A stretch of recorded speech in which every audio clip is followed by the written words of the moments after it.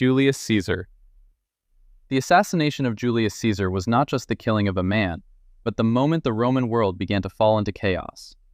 By 44 BCE, Caesar had become the most powerful figure in Rome after years of conquest, civil war, and political reform.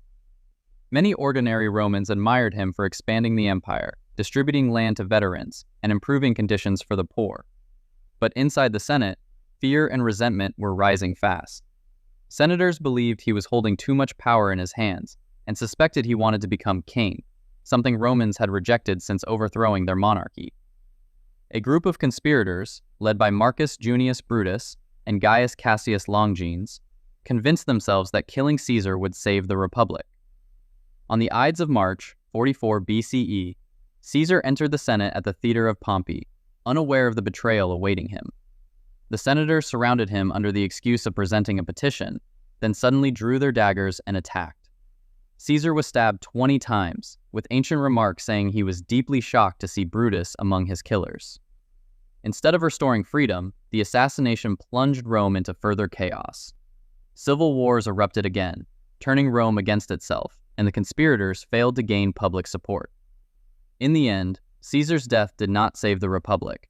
It destroyed its last chance and opened the path for the rise of Augustus and the Roman Empire.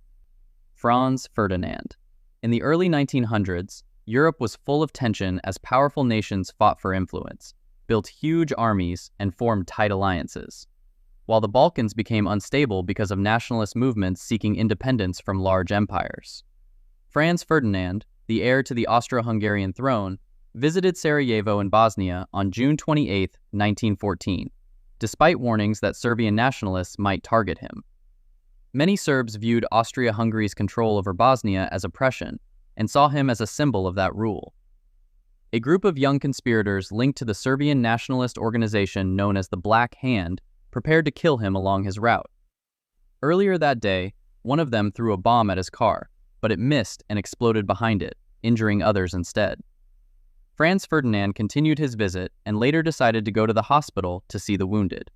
But during the drive, the driver made a mistake and took a wrong turn and stops near a cafe where Gavrilo Princip happened to be standing.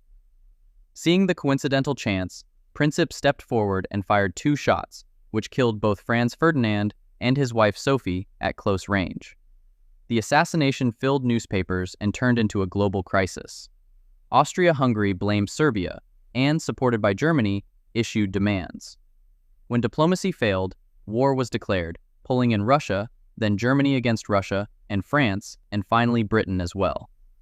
Within weeks, Europe was consumed in World War I, making way to trench warfare, falling empires, and a change of the world map which changed the 20th century completely.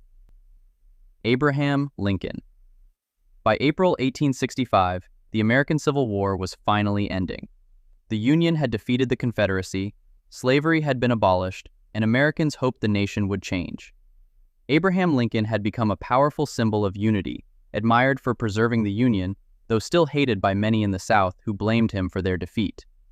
One of those men was John Wilkes Booth, a well-known actor and strong supporter of the Confederate cause. As the Confederacy fell, Booth swore to take revenge.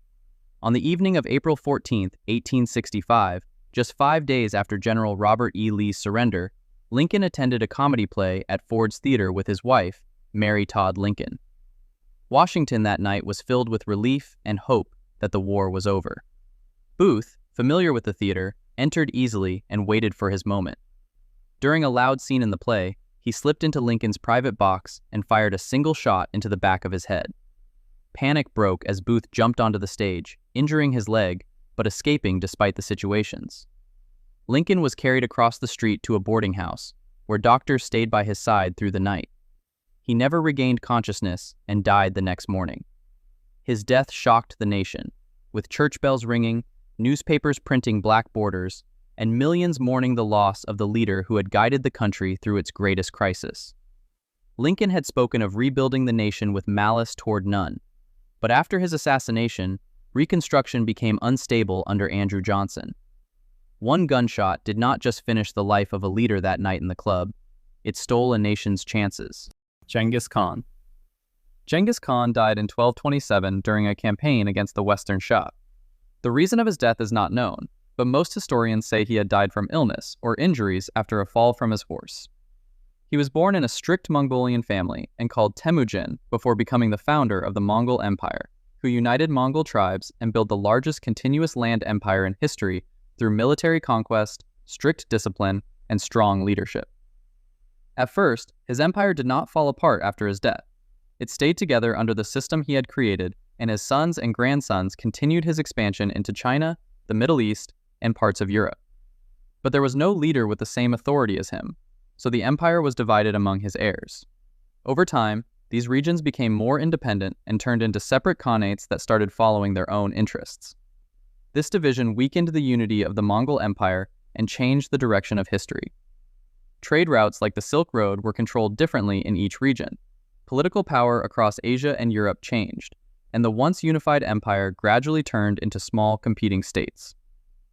Genghis Khan's death didn't immediately destroy his empire, but it began the time which changed Europe and Asia forever.